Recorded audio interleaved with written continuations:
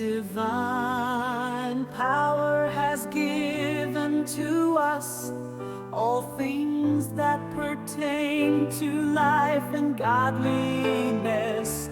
Through His glorious knowledge we have received the very great and precious promises. Lord, we thank You for this wondrous grace to be partakers of Your holy nature's embrace. By Your strength we escape this world's decay and walk in holiness, come what may. You make us partake